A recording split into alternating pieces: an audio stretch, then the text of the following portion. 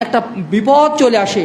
ওয়াফি ওয়ালাদিহি, মর্যাদা বৃদ্ধি পাবে বাপ মায়ের, আর আল্লাহ তাআলা রোগ দেন সন্তানের উপরে। সন্তানের উপরে আল্লাহ তাআলা রোগ তৈরি করে দেন। ওই নিষ্পাপ মাসুম বাচ্চা, তার তো কোনো পাপ নেই, তার কেন রোগ হয়? রোগ হয় তার বাবা মাকে ক্ষমা করার জন্য, তার বাবা মার মর্যাদা বৃদ্ধি করার জন্য। কারণ বাবা মা নিজের রোগের কষ্টে, নিজে রোগাক্রান্ত হলে যতটা না সে সিরিয়াস হয়, সন্তানের রোগ হলে তার চেয়ে সে বেশি টেনশন করে, বেশি সিরিয়াস হয়। নিজে কত রোগ শোক, ডাক্তারের কাছে যায় না, এই কাল যাব করে। কিন্তু সন্তান যদি কোনো অসুস্থ হয়ে যায়, আর কাল ক্ষেপণ করে না। টাকা নেই তো কি হয়েছে, আরেকজনের কাছে টাকা ঋণ নিয়ে সে ডাক্তারের কাছে যাওয়ার চেষ্টা করে। ক্ষেত্র বিশেষে বান্দা বাবা মা নিজের চেয়েও সন্তানকে বেশি ভালোবাসার চেষ্টা করে। মা তার কলিজা কেটে হলেও সন্তানকে সুখী করার চেষ্টা করে। এজন্য আল্লাহ তাআলা কখনো কখনো সন্তানকেও রোগাক্রান্ত করে দেন বাবা মার মর্যাদা বৃদ্ধি করার জন্য।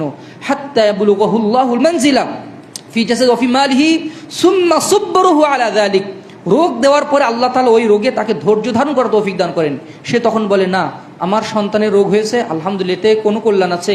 আমার নিজের কোনো বিপদ হয়েছে, এখানে কোনো কল্যাণ আছে। সে ধৈর্য ধারণ করতে পারে, আল্লাহ তাআলা তাকে সে ধৈর্য ধারণ করার তৌফিক দান করেন। হাত্তা ইউবলিগাহুল্লাহুল মানজিলা আল্লাতী সাবাকাত লাহু মিনাল্লাহি তাআলা। অবশেষে আল্লাহ তাআলা তাকে ওই মর্যাদায় পৌঁছে দেন যে মর্যাদা তার জন্য আল্লাহ তাআলা বরাদ্দ রেখেছিলেন। সুবহানাল্লাহি বিহামদিহি।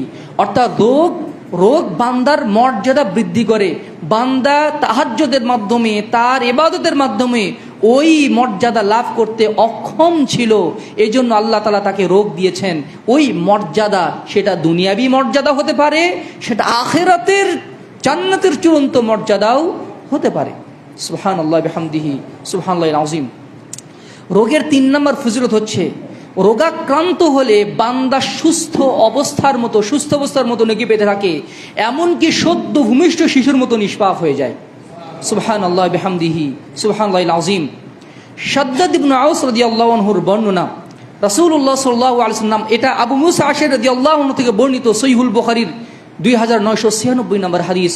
রাসূলুল্লাহ সাল্লাল্লাহু আলাইহি ওয়াসাল্লাম বলেছেন, ইযা মারিদাল আবদু আও সাফারা, বান্দা যখন সফরে থাকে অথবা রোগাক্রান্ত হয়, কুতিবা লাহু মিসলু মা কানা ইয়ামালু মুকিমান সহিহা, বান্দার নেকি এমনভাবে লেখা থাকে যেন সে সুস্থ হয়ে ইবাদতবন্দি করছে অথবা মুকিম অবস্থায় ইবাদতবন্দি করছে। বিষয়টা একটু খোলাসা করে বলি। ধরুন কেউ নিয়মিত তাহাজ্জুদ সালাত আদায় করে, কিন্তু অসুস্থ